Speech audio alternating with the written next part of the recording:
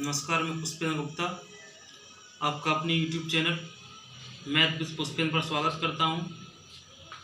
जैसा कि मैंने आप लोगों को हाई स्कूल का बहुपद चैप्टर स्टार्ट कराया था और उसमें भी आपको मैंने बहुपद क्या होता है ये बताया था, बहुपद के प्रकार बताए थे और शून्यक क्या होता है ये बताया था और एक और चीज़ बताई थी उसमें मैंने कि शून्यक का ज्यामिति मतलब क्या होता है। ठीक है, जिसमें मैंने आपको बताया था कि यदि कोई बहुपद या कोई वक्र जो है वो x अक्ष को जितनी जगह पे काटेगा उस बहुपद के उतने ही क्या होंगे, शून्यक होंगे। ये तो हो गया था आपको वक्र पता हो तब। अब अगर आपको वक्र पता नहीं है तब भी आपको शून्यकों को पता करना है, तब आप क्या करेंगे, तब उसके लिए आपको गुणनखंड विधि से गुणनखंड करके क्या कर सकते हैं, आप शून्यकों को पता लगा सकते हैं। चलिए, इसमें आज के वीडियो में दो चीज़ पढ़ेंगे आप।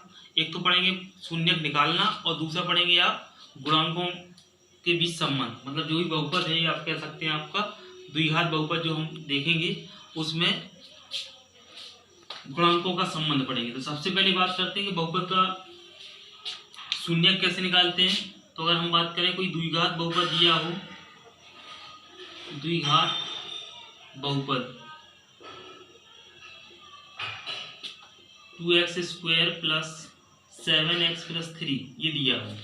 अगर इसके शून्यक आपको निकालने हो तो इसके लिए क्या करेंगे आप, सबसे पहले इसकी गुणनखंड करेंगे। तो इसको पहले अलग गुणनखंड कर लिया जाए, 2x² + 7x + 3।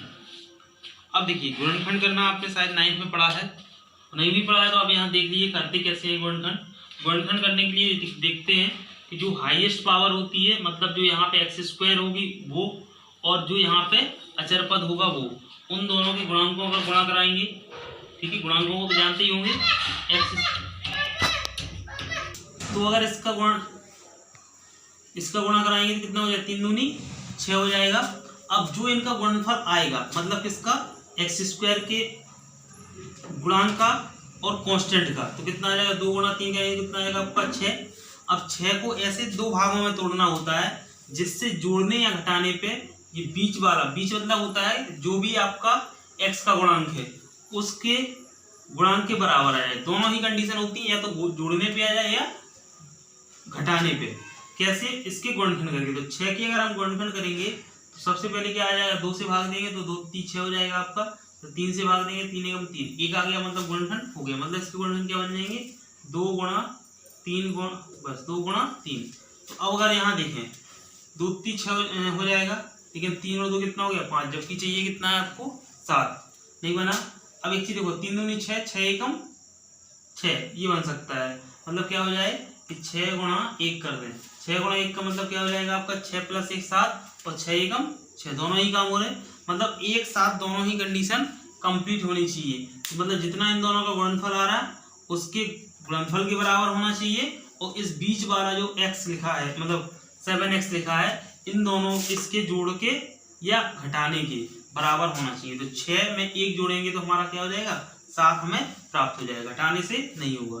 तो बस सिर्फ एक से ही बनेगा कंडीशन, ये भी कंडीशन फिक्स होता है। ऐसा नहीं है कि 2-3 गुणनखंड आ जाए।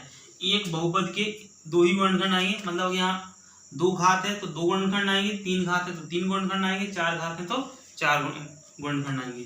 जितने भी यहाँ पे घात होगी उसी के अकॉर्डिंग शून्य होते हैं, शून्यक होते हैं। जैसे यहाँ पे x² है तो यहाँ पे शून्यकों की संख्या कितनी हो जाएगी आपकी, 2 हो जाएगी।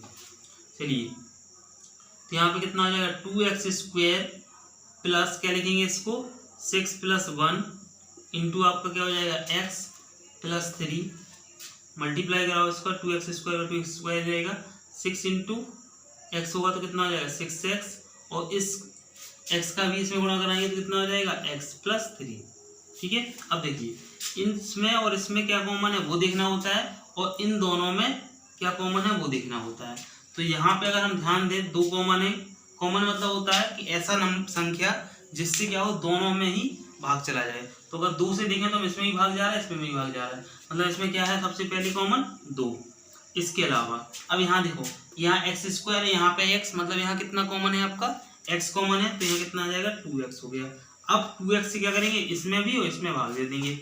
तो 2x² में 2x² में 2x से भाग देंगे तो कितना बचेगा यहाँ पे, एक्स बचेगा, क्योंकि 2 से 2 कट जाएगा, एक एक्स कट जाएगा, बचेगा कितना एक्स प्लस। अब यहाँ पे देखो 2 से 6 को काटेंगे तो 3 बार जाएगा, एक्स से एक्स कट जाएगा तो कितना ही बचेगा यहाँ पे 3 बचेगा। अब इन दोनों में देखो क्या कुछ कॉमन दिख रहा है, संख्या एक्स के आगे कुछ है नहीं, मतलब कोई संख्या कॉमन होगी नहीं।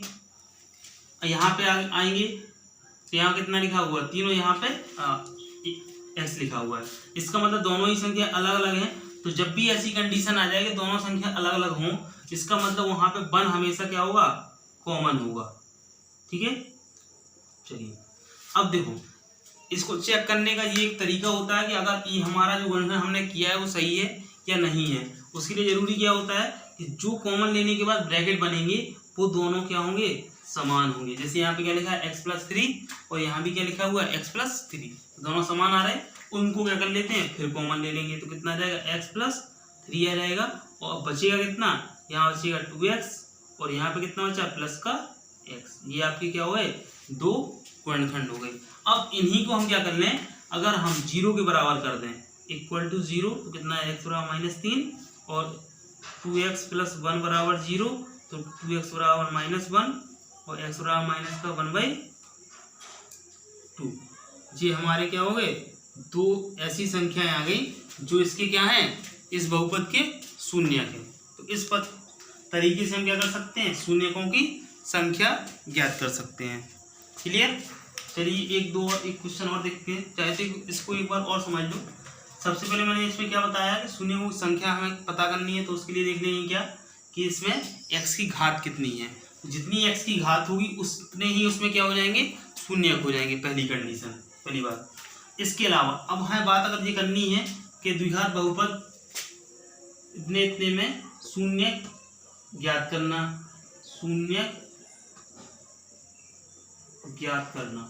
ठीक है, तो शून्यक ज्ञात करने के लिए क्या बताया मैंने कि जो भी हमारा बहुपद दिया होगा उस बहुपद को हम क्या कर लेंगे, गुणनखंड कर लेंगे, और जो गुणनखंड आएंगे उसको इक्वल टू 0 करके हम क्या कर सकते हैं, शून्यकों की संख्या ज्ञात कर सकते हैं। अब इसमें एक चीज मैंने बताया कि आपको अगर गुणनखंड आते हैं तो बहुत अच्छी बात है, कोई दिक्कत ही नहीं है। अगर नहीं आता है तो गुणनखंड करने के लिए क्या करेंगे, जो भी x² का गुणांक है उसका और अचर पद का गुणा कराएंगे। इसके बाद जो आएगा उसके गुणनखंड करके ऐसी संख्या लानी है 2 जिससे जोड़ने और या घटाने दोनों ही कंडीशन हो सकती, चाहे जोड़ के बना दो इसको और चाहे घटा के, जिससे बन जाए। ऐसा नहीं है कि दोनों से बन ही जाएगा, एक से ही बनेगा, किसी से या तो जोड़ने से बनेगा या फिर घटाने से बनेगा। तो जैसे हमने यहाँ देखा 6 आया, 6 एकम 6, 6 और 1 7 होता है, तो हमें मालूम चला कि यहाँ जोड़ने से बनेगा, घटाने से नहीं बनेगा। तो हमने लिख दिया यहाँ 6 + 1, फिर इसमें x से मल्टीप्लाई कराया, ये तो सेम आ जाएगा।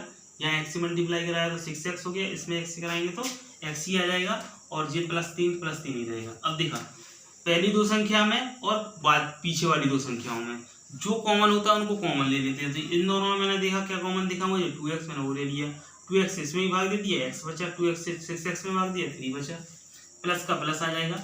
अब यहाँ पे देखा x और 3 दोनों ही क्या है, अलग अलग है, मतलब इसका कोई भी मासा नहीं है। तो जब मासा नहीं है तो कुछ कॉमन नहीं होता है, कॉमन नहीं है तो यहाँ क्या ले लेंगे, कॉमन 1, जो कि हमेशा हर एक संख्या के साथ कॉमन होता है। तो इसके बाद हमने देखा यहाँ पे क्या आ गया x+3, यहाँ पे क्या आ गया x+3। अगर ऐसी कंडीशन बनती है कि कॉमन लेने के बाद जो ब्रैकेट बनेंगी वो दोनों समान है, तब तो हमारा गुणनखंड जो हमने किया वो सही है। अगर ऐसा नहीं होता है इसका मतलब जो हमने गुणनखंड किया है वो गलत है। उसको दोबारा से आप रीचेक करें, चाहे जो भी है, या तो हो सकता है उसके गुणनखंड हो नहीं रहे होंगे या हो रहे होंगे तो तुमने गलत तरीके से किए हैं, तो उसको आप यहाँ पे करेक्शन कर सकते हैं। इसके बाद जैसे गुणनखंड आ जाए, गुणनखंडों को क्या कर देंगे, इक्वल टू 0 कर देंगे। वहां से हमें क्या हो जाएगी, x की जो वैल्यू आएंगी वही हमारी क्या हो जाएंगे, शून्यकों का मान हो जाएगा। ठीक है, चलिए इसके अलावा और एक क्वेश्चन देखते हैं जिसमें हमें शून्यकों को ज्ञात करना है।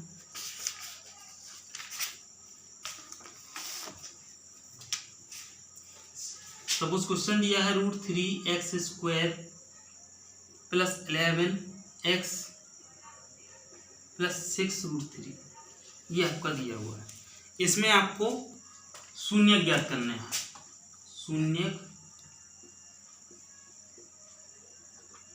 शून्यकों को ज्ञात कीजिए। ठीक है, चलिए एक तो यहाँ पे साफ समझ में आ रहा है कि एक्स स्क्वायर है, इसका मतलब इसमें शून्यों की संख्या कितनी होगी, 2 हुई। अब निकालने के लिए क्या करना है, सबसे पहले इनमें गुणनखंड करना है। गुणनखंड करने के लिए बताया गया है कि जो इसमें एक्स स्क्वायर का गुणांक है उसका और एक्स का गुणांक है, सॉरी कांस्टेंट है, जो अचर पद है, उन दोनों को गुणा कराएंगे। तो यहाँ पे √3 होगा तो 3 आ जाएगा, 3 6 18 हो जाएगा।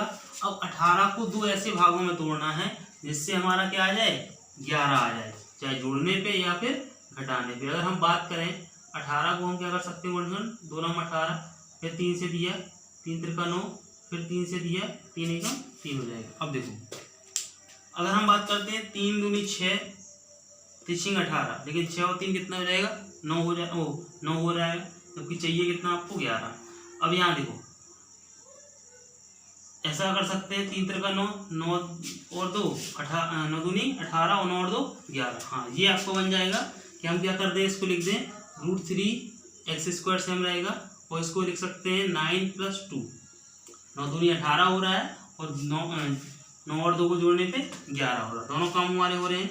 तो इसके बाद गुणनखंड कर लो, गुणनखंड हो जाएंगे √3x² + 9x + 2x + 6√3। ठीक है, इसके बाद कॉमन लेना है, इसमें शुरुआत के 2 पदों में से कॉमन लेना और बाद के 2 पदों में से कॉमन लेना है। तो इसमें क्या कॉमन दिख रहा है, यहाँ √3 है और यहाँ पे 9 है। तो अब एक चीज ध्यान दो, 9 को हम क्या लिख सकते हैं, 3 × 3 लिख सकते हैं, और इस 3 को क्या लिख सकते हैं, 3 को लिख सकते हैं √3 × √3 लिख सकते हैं क्या। ठीक है, क्यों लिख सकते हैं वो समझ लो। √3 का अगर हम होल स्क्वायर कराते हैं तो कितना आ जाएगा आपका 3, ये तो आप जानते हैं कि रूट से स्क्वायर से रूट कैंसिल हो जाता है, इतना तो सबने सबको पता होगा। अब लेकिन अगर इसी को स्क्वायर का मतलब क्या होता है, किसी भी संख्या का 2 बार मल्टीप्लाई, तो इसको हम क्या ऐसे ही लिख सकते हैं, √3 × √3 लिख सकते हैं ना। तो इसको ऐसे लिख सकते हैं 9 को 3 √3 अब हमने यहाँ से कॉमन क्या ले रहे हैं, √3, इसका मतलब यहाँ से तो √3 कॉमन लेते ही क्या हो जाएगा हमारा, √3 हुआ। एक्स भी कॉमन है तो यहाँ √3x कॉमन आ जाएगा, यहाँ पे कितना बचेगा x, क्योंकि √3 से √3 कैंसिल, x² में से x चला गया तो बचा x। अब प्लस 9 में से √3 चला जाएगा तो बचेगा कितना, 3√3, तो मतलब यहाँ पे कितना आ जाएगा आपका 3√3, कोष्टक बंद, क्योंकि x पहले ही चला गया। प्लस इन दोनों में क्या कॉमन दिख रहा है आपको, 2 कॉमन है साफ, क्योंकि x यहाँ है यहाँ नहीं है। ठीक है, यहाँ पे कितना आ जाएगा कॉमन, 2 में कितना आ जाएगा, यहाँ पे बचेगा x, और 2 3 6, मतलब यहाँ पे कितना आएगा 3√3। अब देखो ये वाला ब्रैकेट वही है जो ये वाला ब्रैकेट लिखा हुआ है, इसका मतलब जो हमने गुणनखंड किया वो सही है। ठीक है, तो क्या बचेगा फिर, यहाँ लिख सकते हैं x + 3√3 × √3x + 2, ये आपका क्या हो जाएगा गुणनखंड। लेकिन चाहिए क्या हमें, शून्यक, तो शून्यक के लिए क्या हो जाएंगे, यहाँ लिखेंगे अभीष्ट शून्यक, कौन कौन हो जाएंगे, x + 3√3 = 0, मतलब x का मान कितना आ जाएगा, -3√3, और x √3x + 2 = 0, मतलब √3x = -2, x का मान कितना आएगा, -2√3, -2/√3। ये इसके क्या हो जाएंगे, 2 शून्यक हो जाएंगे। क्लियर, यहाँ तक आपको और कोई दिक्कत हो तो आप मुझसे कमेंट बॉक्स में पूछ सकते हैं। ठीक है, चलिए इसके अलावा अब बात करते हैं कि द्विघात समीकरण कोई दिया हो उसके हम गुणांक कैसे निकालते हैं। ठीक है, अब गुणांक हम कैसे निकालें उसकी विधि समझ लो पहले। सपोज हमारे पास कोई एक इक्वेशन दिया है ax² + bx + c, ये कोई हमारे पास द्विघात बहुपद दिया हुआ है, ये क्या है आपका द्विघात बहुपद है आपका। ठीक है, अब इस द्विघात बहुपद को करना क्या है, आपको गुणांक निकालने हैं। तो हम यहाँ से x² से क्या मालूम चल रहा है,